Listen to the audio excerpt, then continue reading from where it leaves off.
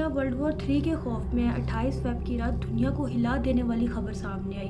ایران کے supreme leader آیت اللہ علی Khomeini کی موت کے بعد پورا مڈل ایسٹ جنگ کی دہلیز پر کھڑا ہے۔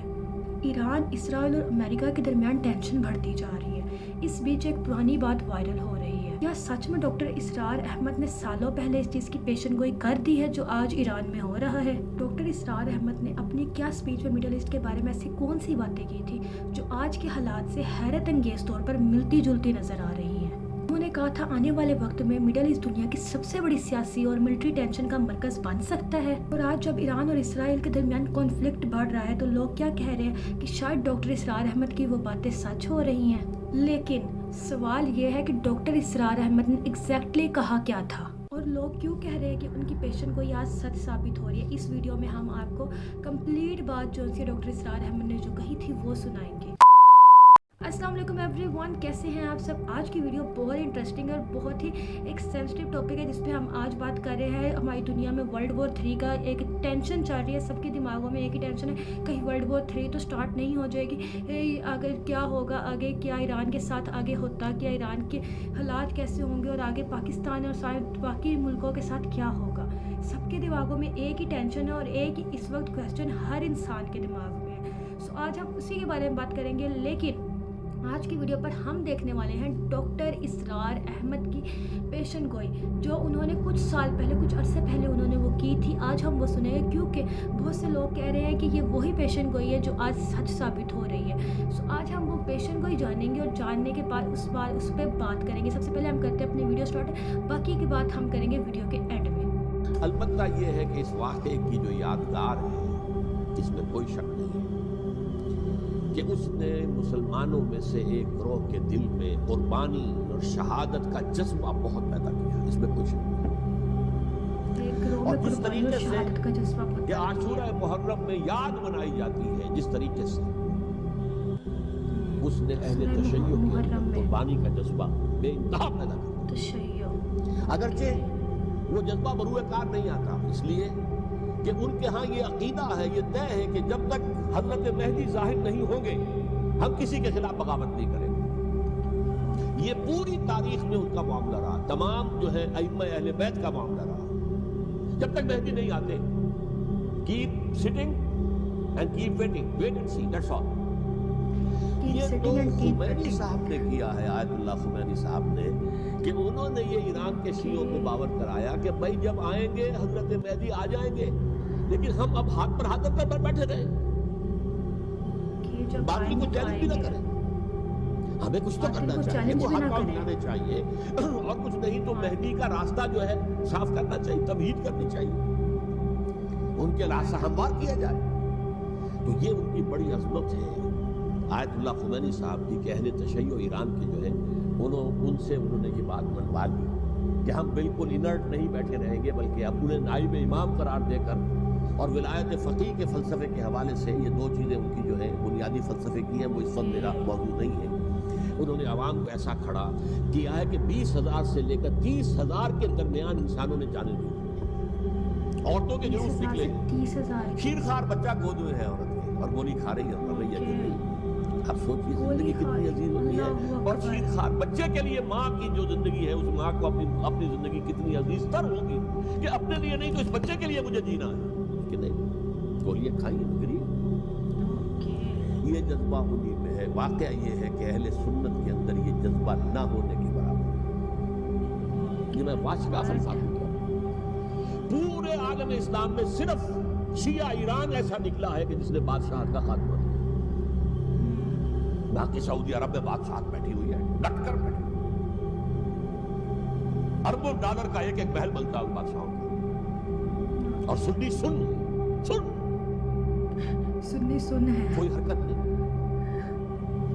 وہ تو اب جو حرکت ہو رہی ہے وہ اینٹی امریکن حرکت ہے جو ہو رہی ہے، در حقیقت وہ مسئلہ بالکل دوسرا ہے جو اس وقت ہو رہا ہے، لیکن یہ کہ عالم اسلام میں کوئی تحریک ایسے نہیں اٹھی۔ یہ اہل تشیع میں ہے جو بالکل استثنائی بات ہے کہ انہوں نے جو ہے ایک ایسا بادشاہ جس کو کہا جاتا تھا کہ اس کا جو اسلحہ خانہ ہے وہ ایشیا میں سب سے بڑا اسلحہ خانہ ہے، جو 2500 سالہ پرانی جو ایک عظمت تھی ایران کی، اس کو دوبارہ تازہ اور زندہ کرنا چاہتا تھا، 2500 साल बरसी उसने बनाई थी, उसके लिए एक शहर आबाद किया था। खुसरो या साइरस या जुल्करनैन कुरान मजीद की इस्तिलाह में उसकी यादगार बनाई थी। अब वो सोच रहा था कि वही अजमत दोबारा ईरान की होगी जो खुसरो के जमाने में थी, जिसका कुरान मजीद में सूरह काफ के अंदर जिक्र है।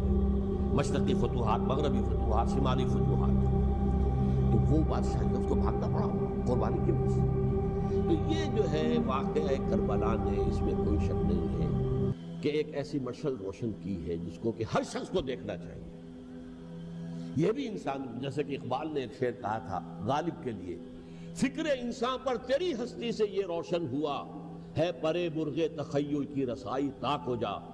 तो फिक्र इंसान पर हजरत हुसैन की कुर्बानी से ये वाज़ेह हुआ है कि इंसान किस हद तक जा सकता है कुर्बानी देने के लिए अपने किसी मकसद के लिए। सो जी फ्रेंड्स, ये थी हमारी आज पर जिसमें हम डॉक्टर इसरार अहमद की पेशन गोई सुनी कि दुनिया में एक अहले तशी ही ऐसे हैं जिनके अंदर एक जज्बा है जान देने का भी, जो सुन्नी है वो सुन ही बैठे हुए हैं।